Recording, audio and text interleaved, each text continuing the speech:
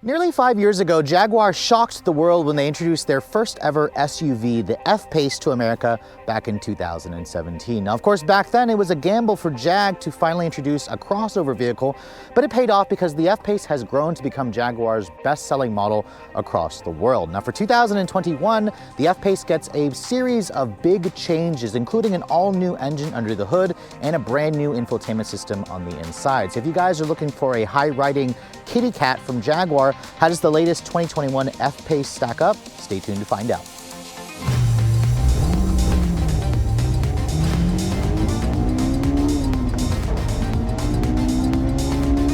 So nearly 5 years ago, when I first tested the Jaguar F-Pace, I was actually really blown away with the entire package that Jaguar is offering here. Remember, the F-Pace was the brand's first ever SUV, and it's kind of a little bit of a tweener in terms of size. It slots between something like an Acura RDX and an Acura MDX, or a Porsche Macan and a Porsche Cayenne, although it's priced a little bit closer to the larger competitors. But for 2021, you can see the F-Pace got a pretty significant overhaul, so let's go over some of the changes that they've made. Now, of course, the model that I'm showing you here is one notch below the top of the line version. There's still a Jaguar F-Pace SVR, which is the high performance model that comes with a supercharged V8. However, this is the one that most people are probably going to buy. It's got the new turbocharged and supercharged and electrified straight 6-cylinder engine. And as you can see, just like on the Jaguar I-Pace, the Jaguar E-Pace, it has the newer front fascia. You can see this particular color is a really attractive shade of dark blue. Jaguar calls it blue fire blue. I'm not entirely sure why the name is called Blue Fire, but regardless, my tester has the black package, which means it blacks out a lot of the chrome accents in the Jaguar grille. Of course, we have the sport-oriented grille with the red accented Jaguar logo. You've got the R Dynamic badge here to show that this is the sportier option model, and you can see the headlights have been refreshed to include the latest version of Jaguar's LED headlight technology with their signature LED daytime running light. It has LED low and high beams, adaptive headlights with automatic high beams, and my tester is missing fog lights for an extra $100. I kind of think it should have been included, especially at this price.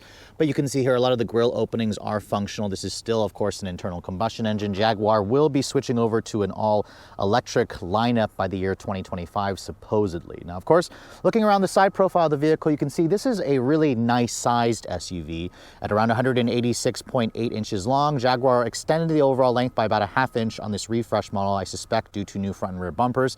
It has among the longest wheelbase in the segment at 113 inches long, and it really gives this vehicle some nice proportions. Now, my tester has for $2,000 an optional 21-inch wheel wrapped in 265 with Michelin all-season tires. These are road tires. You can also option up to a 22-inch wheel with a black finish. I actually don't particularly like these wheels a lot. They almost look like a little bit of a base model wheel for me, but again, wheel designs are all going to be subjective. I personally would have preferred like a black style wheel on a 22-inch rim if I was going to go for this vehicle. Now, of course, the Blue Fire Metallic looks really good here in the sun with it shining on it and allowing the paint to really show a lot of its sparkles. The black package, as you can see here, blacks out some of the vents here. There's the signature Jaguar cat leaper, and then you can see the mirrors have an integrated turn signal. So a lot of the black trim has been blacked out, or the chrome trim has been blacked out. Same with the black roof rails. My tester also has a nice panoramic roof, which lets in a lot of natural light, which is great. And then over here, you can tell it was just a refresh because the overall silhouette is the same. It's still a really stunningly beautiful SUV that shares a platform with the Range Rover Velar. It's actually built on the same factory. And if you guys want to take this vehicle off-road, Jag says this car comes standard with 8.4 inches of ground clearance. I believe no air suspension is available. That's something that you can get on the Range Rover, of course, but on the Jag, I don't believe that it is available because this model is pretty well optioned. It doesn't have it. Now looking at the rear, you can see the taillights have been also refreshed. They're similar to what we see on the new I-Pace, their electric SUV. They're a little bit skinnier. You can see full LED taillights, although I would like to see Jag do a sequential LED taillight, which would make it look even more fancy. The emblems you can see have been blacked out due to the black package. You can see there's a P400 badge to show this has the upgraded engine with more power, nearly 400 horsepower. And then down here you can see the exhaust system is nicely integrated into the bumper. The exhaust itself, the old engine had a really nice noise. Let's go ahead and fire up this new engine and see how it sounds real quick.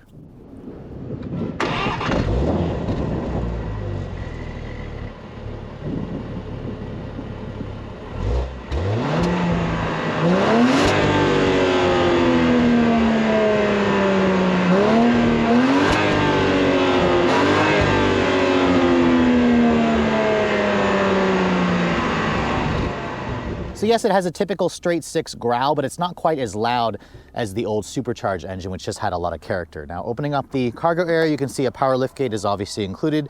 And because the F-Pace is bigger than its competitors, you do get slightly more space. There's just under 32 cubic feet of space with the seats up. Fold them down and you get just under 70 cubic feet of space. So that's more than what you're gonna find in a BMW X3 or an Audi Q5 or an SQ5, but less versus something like a BMW X5. Underneath here, you can see there is a nice size spare tire. You can also option in a full size matching wheel for about $850 depending on the rim. But overall, the cargo area is definitely a little bit bigger than most of its competitors. So let's move on to the interior of the refreshed Jaguar F-Pace. You can see here is the key fob for the vehicle. It's the same key that Land Rover also uses. It's a very heavy key, but it also is a little bit on the fatter side. So if you guys prefer a smaller key fob, just know that the Jag comes with a fatter, heavier key fob. When you want to open the door, you can see it has traditional door handles, and my tester has a really beautiful color combination with that blue fire, blue metallic, and the sienna tan brown interior, which almost have kind of like an orange tint to them. And these seats, I was not expecting these high performance looking seats here. These are $2,000 extra. They're 14-way adjustable with a heated and cooled function, and they offer a 3-person memory. You can also option in a massaging seat. My tester is missing the massage option, but you can see here on the door panels, you have beautiful real leather stitching, real metal trim, which you can replace with wood, and then the 14-speaker Meridian sound system, which sounds good when you turn it up, but at lower volumes, I noticed it sounded a little tinny until you turned it up. I like the metal speaker covers. I like the metal accented window controls. Everything feels pretty high quality in here, and you can see the interior makes a great first impression. Now, with an 8.4 inches of ground clearance, stepping in this vehicle is also easy. It gives you that traditional SUV seating position. And then when you shut the door, it has a relatively solid sounding thunk. I believe some of the German competitors do sound a little bit nicer in that regard. To start the vehicle up, you can see the start-stop button is right here, and it beats like a heartbeat. That's always been a traditional Jaguar thing.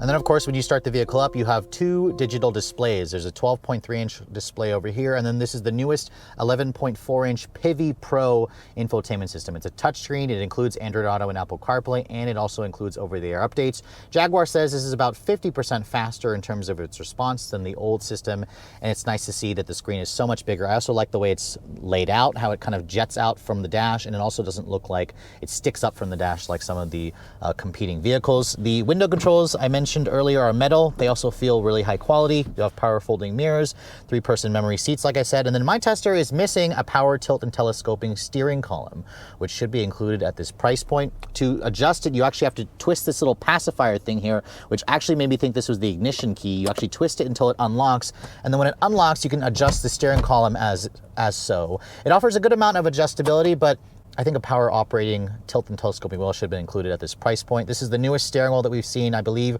on the XF. I love the leaper. I love the buttons and controls. I love the metal accented paddles. The horn sounds really nice, very appropriate and demanding, as I expect from a vehicle with the Jaguar badge on it. There's a R badge over here, although this isn't a full-on SVR model.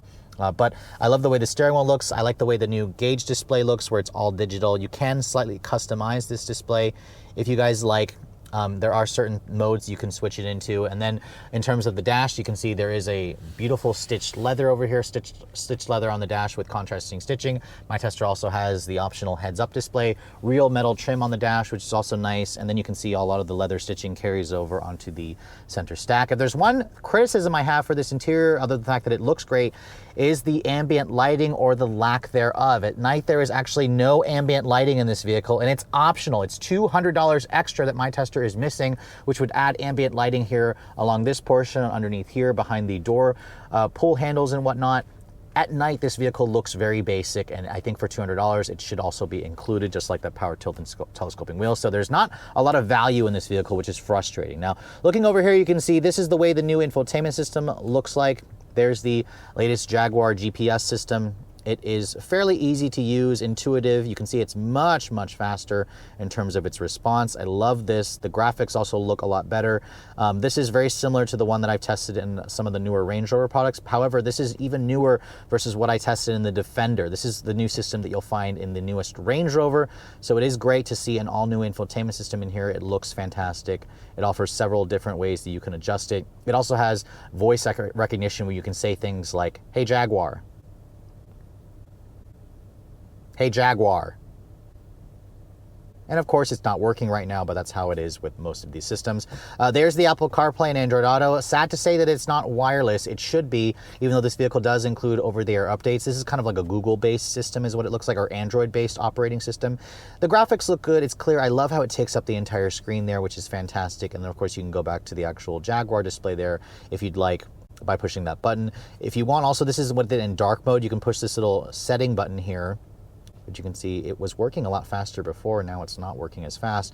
Click that theme over there. This goes to the light theme. So if you guys prefer it to look a little bit brighter, you can go to that theme. I actually myself prefer the dark theme, which you can cycle between here and there, and you can also adjust the brightness. You can go to all your different settings and whatnot. All surface information, that's a Land Rover thing. That's actually extra, if you can believe it, where it reads the road surface and it'll adjust the four-wheel drive system accordingly, of course. The seats, you can also adjust the heated and cooled seats from over here, or you can also use these buttons. Jaguar and Land Rover like to use this kind of dual mode button where you can turn on the heat there, or you can turn it to the other way and turn on the cooled seat, which is great. And then if you want to pull, you can go to the climate control, fan speed, whatnot. So that's all very nice. This touch sensitive panel here could be a little bit more responsive. You have to actually push it in and it gives you slight haptic feedback. It does look a lot better, but again, it's a fingerprint magnet, which is kind of annoying. I like how Jag throws a little bit of their history right there, where they were founded and what year they were founded. There's a wireless phone charging pad over here. This shifter here is electronic. It replaces the old rotary shifter that rose up and down that you found on old Jags. There's a little trigger here on the front of the shifter. Push that in and then push it up, it goes into reverse. You can see there's a full 360 camera with really good resolution and graphics, although there's a lot of black real estate here that is unused. I would have liked it if Jag just made this the entire screen. It also has rear cross traffic braking, automatic braking. Jaguar's driver assistance is standard, but if you want adaptive cruise control, that is an extra. So usually they give you like automatic braking as standard and forward collision warning as standard, but you have to pay extra for the adaptive cruise, which is kind of annoying. That's why I say the Japanese just tend to give you a lot more value versus these European brands. Over here you can see, here's your drive mode selector. If you push this in, a wheel pops up. You can see if I switch this over here and twist it, you can go between adaptive terrain response, eco, comfort, and then a sport dynamic mode. I'll try the different drive modes out later on in the video. You can see sport sharpens things up considerably, and then if you actually plan to take this vehicle off-roading, it can do a little bit of off-roading, but it doesn't have the low-range transfer case that you'll find in some Land Rovers. There is a nice little covered area right here where the lid is nice and sturdy. Your cup holders are right here. You have a standard power outlet over here, wireless phone charger like I mentioned, and if you open this up, you can see there are two USB ports in there. It's a little bit of a shallow center console, but the lid is nice and padded. The seats, like I mentioned earlier, are very comfortable and supportive, and I love the way they look, but I probably would option in the massaging seats, especially if I'm going to be paying this kind of money. You actually get a 3-way memory and 14-way adjustments on the passenger side as well, so you don't get gypped there. And then you can see here the glove box is a bin style. It's stamped and it's lined with felt. It's a really good size, which is good because there isn't too much in terms of storage over here. There is a little bit of storage underneath here where you could put a couple of things that you might end up losing. But overall, the interior, aside from it not having strong value, it lacks ambient lighting and a power tilt and telescoping wheel, but it does have some really good tech. I just want Jag to add in wireless Apple CarPlay. It should have been included, especially at this price point. So underneath the hood of this particular model, we have the same engine that we just saw introduced in the latest Land Rover products. The old V6 is being phased out because it was essentially an old engine that also wasn't very efficient. This new straight 6-cylinder engine is one of the last new internal combustion engines that Jag and Land Rover is going to develop before the company decides to switch over to all electric within the next 5 years. So if you guys are a big fan of the straight 6-cylinder engine, you're going to love this. It's the company's new 3-liter twin charged engine. It's an MHEV, which stands for it's a mild hybrid with a turbocharger and an electric supercharger. It makes 395 horsepower in this specific trim because of the P400 badge and 406 pound-feet of torque. Now, if you're keeping score, that's about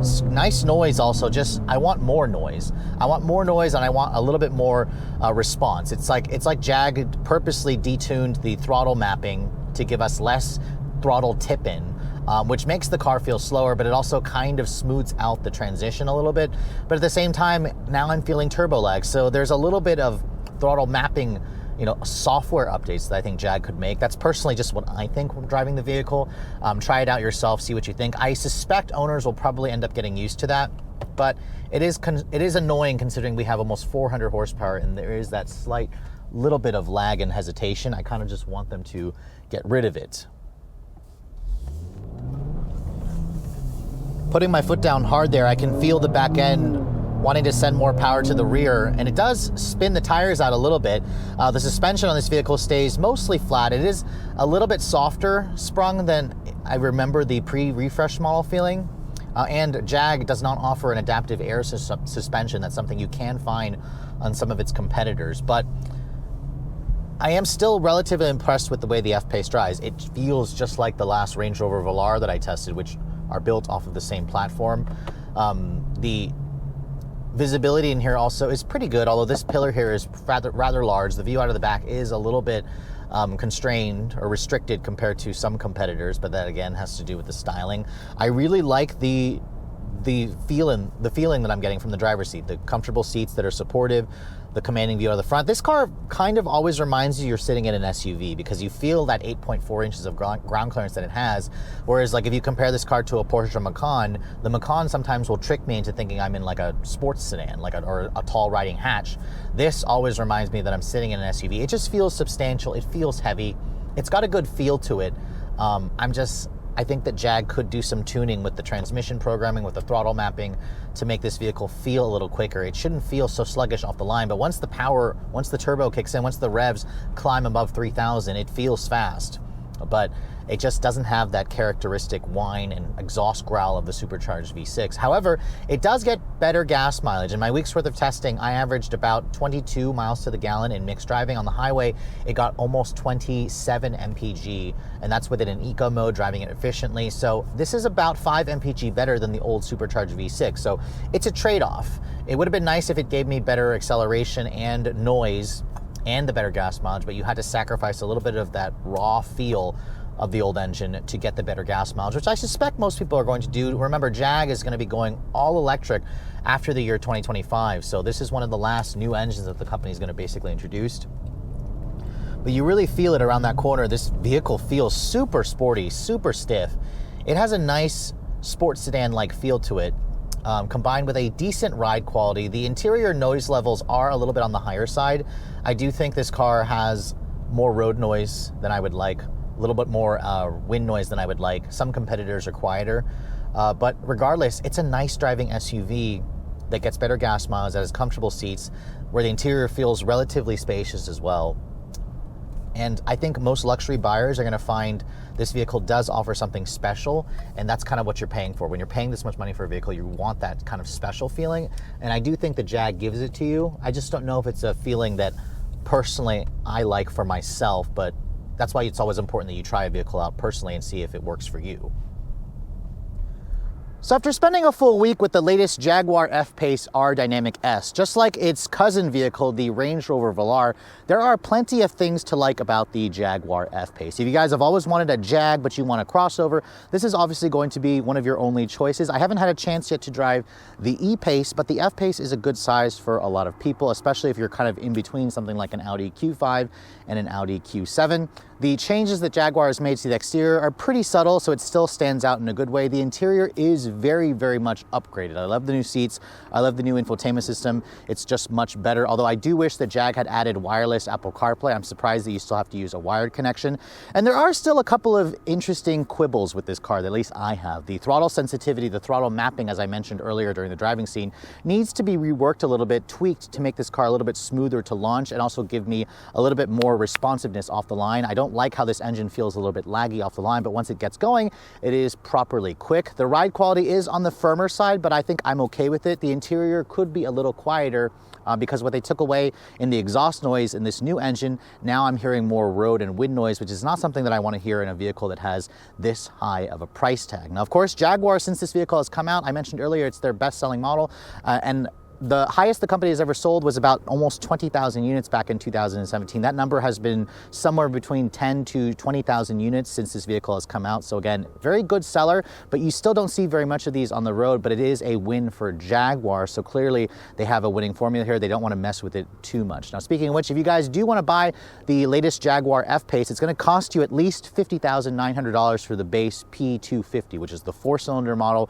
with around 250 horsepower. Personally, I would skip that model because 0 to 60 is around 7 seconds. It is too slow considering the fact that this is a premium vehicle. I suspect most of you, or at least I recommend most of you, should at least get the P340 model, which will have around 335 horsepower.